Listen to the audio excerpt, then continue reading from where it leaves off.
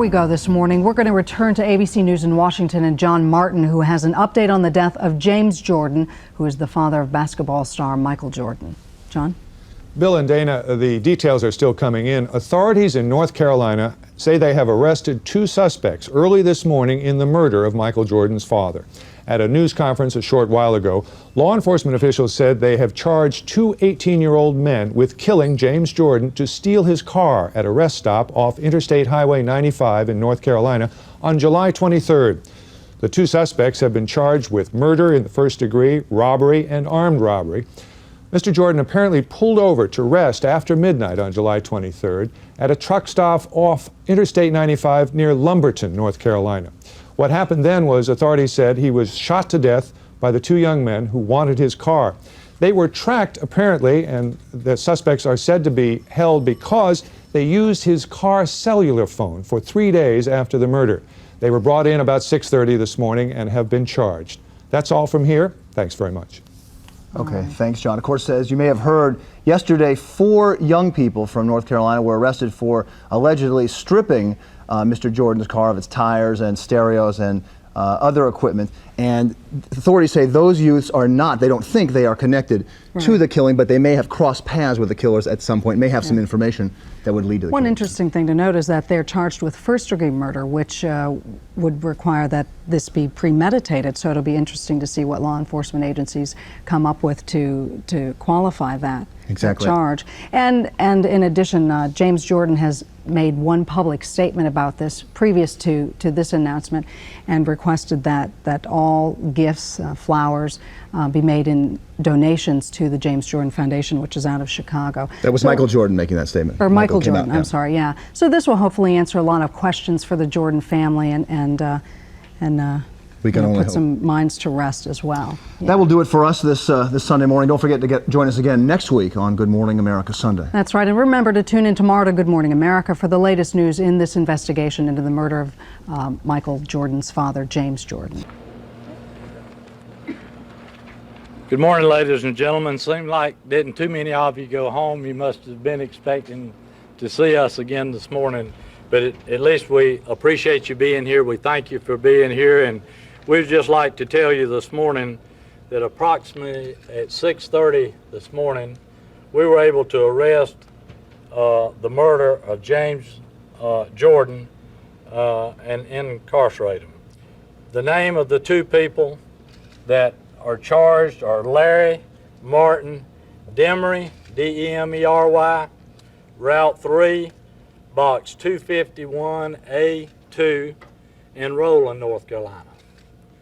The other one is Daniel Andre Green, Post Office Box 1631, Lumberton, North Carolina. Each was charged with 1 count of conspiracy to commit armed robbery, 1 count each of armed robbery, 1 count each of murder in the first degree. In the state of North Carolina, the first-degree murder charge carries no bond. On the conspiracy and robbery charges, the magistrate set bond at $50,000 each. At this time, I would like to ask each of you, before you start asking questions, we have with us the people that's been involved in this investigation, and I would like to recognize them and thank them, and a couple of them would like to say a few words to you, and then that will get into the question answer, if you'd give me that time. The agencies involved in this investigation is the Federal Bureau of Investigation, the State Bureau of Investigation, the South Carolina State Law Enforcement Division, the Marlboro County Sheriff's Department in South Carolina, the Robeson County Sheriff's Department, North Carolina, Risk Prevention Group, who provides security services for the Jordan family, and the Cumberland County Sheriff's Department. And at this time, I'd like for Joe Schultz to come forward and have a few words. The FBI. Thank you, Sheriff. Could you spell your name, please? Schulte, Joe Schulte, S-C-H-U-L-T-E. As you can see, we have a tremendous investigative effort here from a number of law enforcement agencies. The FBI got into the investigation because of the possible kidnapping and carjacking. We determined pretty much at this point kidnapping probably won't be pursued. But inasmuch as there is a homicide involved, the carjacking will be considered at a later date, and we'll continue our investigation along those lines. Thank you. Thank you, Jim. Our next person will be Jim Coleman of the State Bureau of Investigation of North Carolina. Jim? Thank you, Sheriff. On behalf of the State Bureau of Investigation, we just want to indicate to all of you this morning and to the Jordan family and everyone who was interested in this particular case, the kind of cooperation that existed between the federal authorities, the county authorities, and the state authorities. As this matter unfolds, you will find that that what happened to Mr. Jordan was the kind of random violence that all the public are concerned and afraid of. And through the efforts of not only authorities here in North Carolina, but also in the sister state of South Carolina, and everyone working together in a cooperative manner, we were able to locate these individuals. There's still a lot of work that yet needs to be done in the case, and we'll all be working very closely together on that.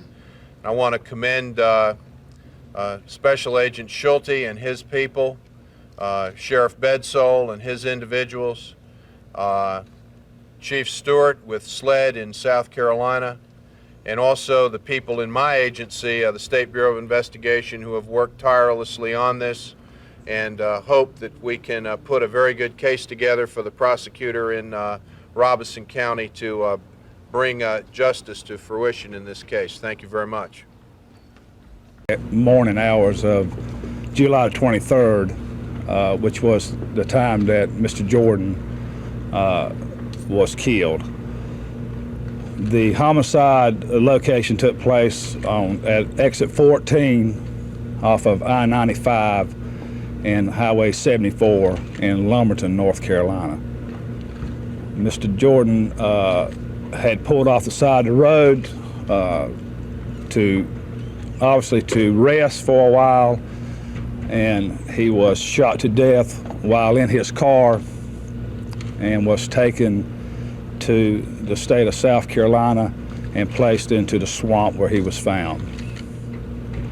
The conspiracy charges that you heard about, the reason that they are there is that the two individuals that were arrested, the first course of event for them that night was to go rob somebody. There was no special target. It was just to rob someone.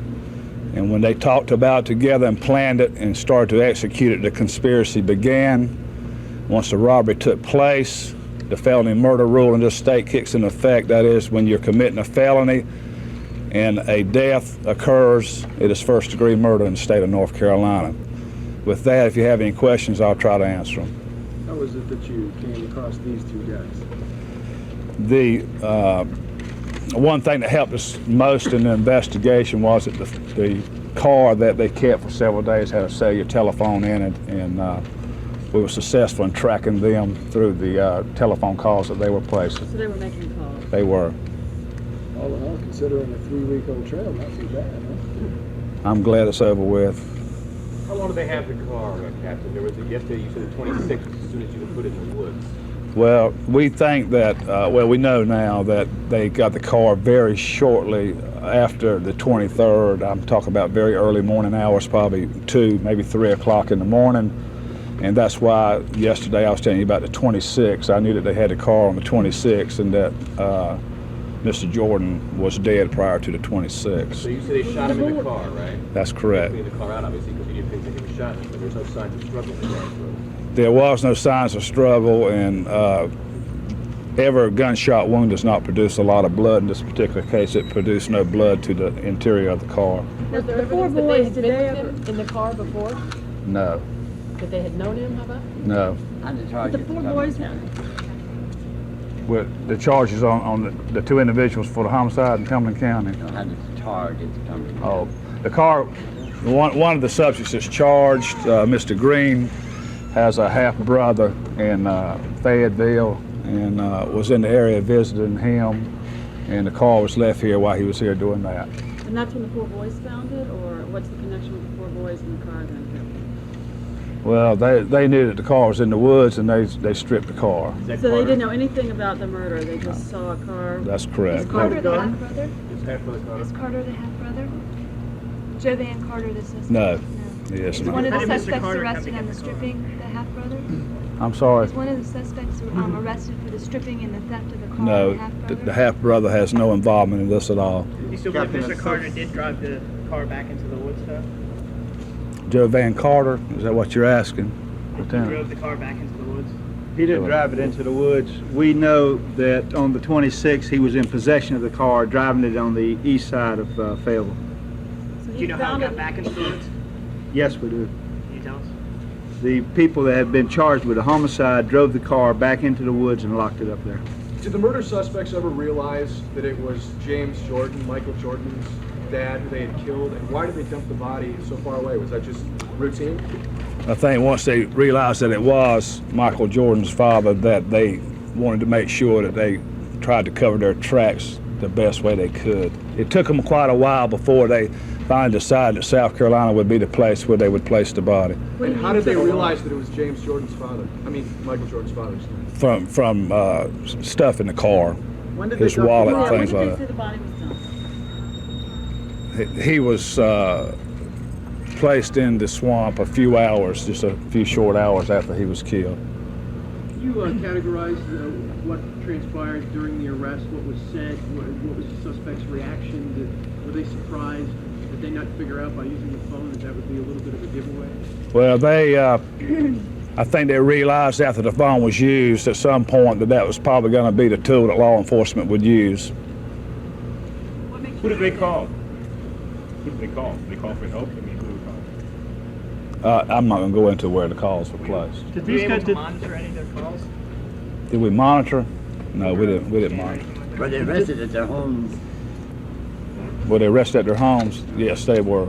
Well, they were arrested at the, I guess, law enforcement center in Robeson County, what they call it. They were asked to come down and for questioning. Captain, based upon the statements that they've given you, did they just go up to the car and fire a single bullet, or did they go up to the car and say, this is a robbery, and there was some kind of confrontation? That's not quite clear the way it actually took place. We just know that he was shot in the car. Were they Why did the Jordans not report him missing? I don't know. Were they lying in wait there when they planned this out that night? They decided to go sit there and wait for someone to pull in and then go get them? They were out in that area for the purpose of robbing someone. Which one fired the gun? I'm not going to go into that either. Have you recovered the gun? Where's the gun? No, we have not. Were they following the car, or were they at the exit already waiting? They were at the exit trying to find a target of robbery. Where were they at a gas station, or what's there at the exit? There's a motel at that exit. And is that where Mr. Jordan stopped, at the motel? He was on the roadway there, on the side of the road, yes. Shoulder of the road. So. Did you find any of Mr. Jordan's possessions on him? I think at this time with the continuing investigation that's going to have to be continued, we're going to have to stop I think the captain's basically told you what we're at liberty to tell you this morning. Sheriff, what's the chronology in terms of court appearances for these guys and all that kind of stuff? That will be handled by the authorities in Robeson County. One question. That's where they'll be prosecuted. That is correct. Are they here now? They are not here now. Do you have any indication from They're in the Robeson County Jail. Do you have any indication from the prosecutor in Robertson whether they seek the death penalty since this is a capital case? I'm not at liberty to talk about that. Their ages, please. I think, and I'm almost positive, each of them are 18. And Sheriff, where are the plates to the car? Pardon me? Where are the license plates to the Jordan car? We still don't know. And Sheriff, do you expect any more arrests in the murder itself as opposed to anything connected to this case? Not at this point. Is the FBI still involved at any level? And what level are they involved in? Didn't understand you, sir. Is the FBI still involved, and at what level? All the agencies will still be involved. They've assured me, and I'm sure we will, with working with the Robeson County Sheriff Department. How did Joe Van Carter get the car?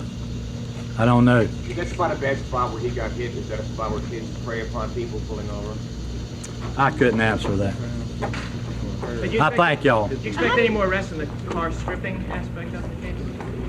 I'm not sure where we stand. When I left you yesterday afternoon, You I said there was think going to we're- be another possible juvenile and one more possible arrest in that. and I don't know where that's been done or not. It would. Notification, when was the family informed and what were they told?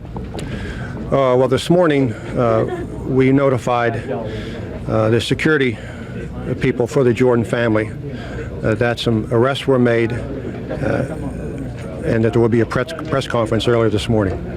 And any idea in terms of reaction, what the family has? I don't know what the reaction is. The sympathy of everybody involved in the case goes out to the Jordan family for this horrible crime.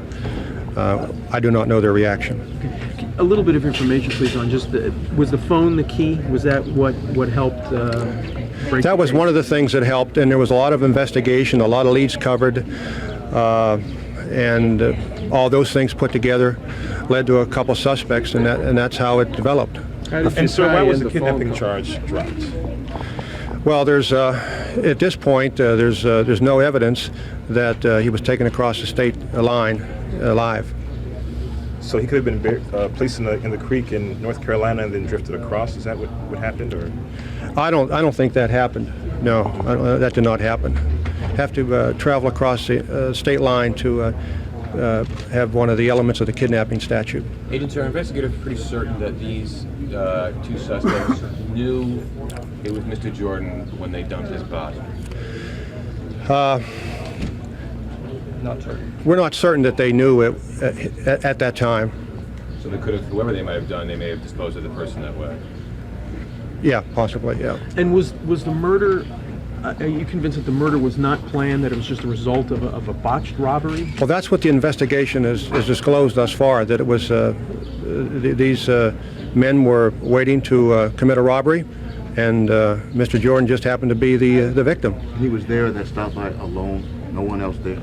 That's right. That's correct. When you go out to commit a robbery, I would assume if you were going to do that, the first thing you do is not shoot the guy in the chest. I mean, do we know what went wrong? Robberies are committed about 2,000 different ways, and circumstances change. Who can say why he was shot? Is the description that there was no sign of a struggle in the car, does that jive with the fact that there was a robbery that resulted in a murder? Physical evidence in the car, if that's still the case. I can't answer that. The sheriff investigator said that some bullet wounds don't leave any blood. I don't know. It could be a small struggle where there's no evidence of a struggle. I don't know how you tell whether it's a struggle in a car unless the wheel was bent or the upholstery was beat up or something like that. But there was no additional. There was no evidence of blood or. Anything resulting from the gunshot itself? The sheriff said what the search reflected, and I think on that question I'll just close for now. How many officers? Your name and title of investigation.